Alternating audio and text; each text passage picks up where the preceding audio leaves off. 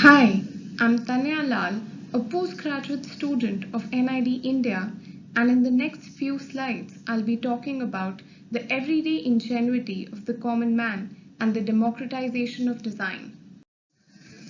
Design is limitless, fluid, instinctive. It's been around forever in the way humans shape the environment around them, made decisions, and met their needs for survival. Design has shaped and been shaped by socio-economic and environmental factors. It represents a shared consciousness and culture of a people. Design becomes a tool for sense-making, problem-solving, and creating meaning. For instance, these rural houses are made using local materials such as mud and straw. They have thick walls and small openings to adapt to the desert climate and ecology. The aesthetics represent the local traditions. In every culture, indigenous design has been used to create objects and environments of daily use. Over time, design attained a formal structure. Design, with the small d, was acts of ordinary humans shaping the tools necessary for a daily living. This later transformed into a specialized and professionalized design with a capital D during the Industrial Revolution to cater to mass production, consumption, and communication. Design became institutional and started to happen in silos. It failed to recognize the activities of those outside the community of designers. Design was only what they created for the rest of the world to use, with a clear-cut distinction between the designer and the user. This isolation overlooked the natural designing ability that exists in humans. Eminent industrial designer from India, S. Balaram, points out that in everyday innovations for everyday problems, common men and women have always invented ingenious designs. Mansukh Bhai, a businessman from Gujarat, designed a fridge for the common man of India. It's made of clay, requires no electricity, and works on the principle of evaporation, keeping food fresh for days. As a grassroots innovator, he has launched his own company with a range of earthen kitchen products. Ramya Hose from Kerala designed this ingenious washing machine when she was just 16. The machine runs without electricity and spins the clothes through a manual pedaling system. It can even dry clothes and works as an excellent workout machine.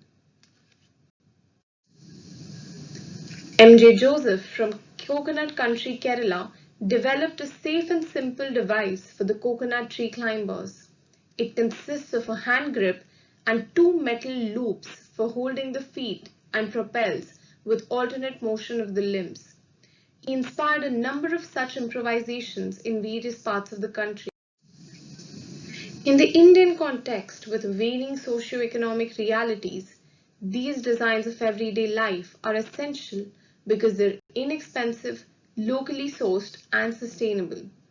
Grassroots innovations have recognized the needs that modern design and technology often overlook.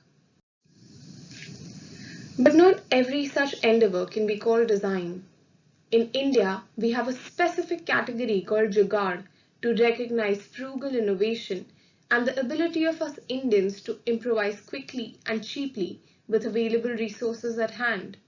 At most, it's an effective makeshift solution to fix a problem. But what happens when everyone designs? It can lead to problems such as neglect of safety, standards, and the performance of the design in the long run. Therefore, the world will still need the expert designer. Can non-expert or diffuse design coexist with expert design? The Italian academic Manzini proposes that they can to create a collective design capacity. According to him, the design mode would be dominant in all fields, at all levels of human activity, and for every kind of subject, whether individual or collective. This does not call for deprofessionalizing design. Rather, it's a paradigm shift to public design which is more integrated with the needs of the society. It's a process of looking inwards and finding inclusive and contextual solutions. This is where the user becomes the designer and design becomes democratized. Margolin thinks of design as democracy because it sets a stage on which diverse actors can come together and democratically collaborate in shaping their present and future world by engaging diverse people and publics. But how do we democratize design? We do so by giving people the right tools of design.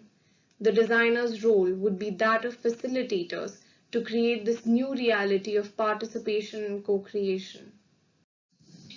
To some extent, design is already an open field, one of the only professions with almost no entry barriers.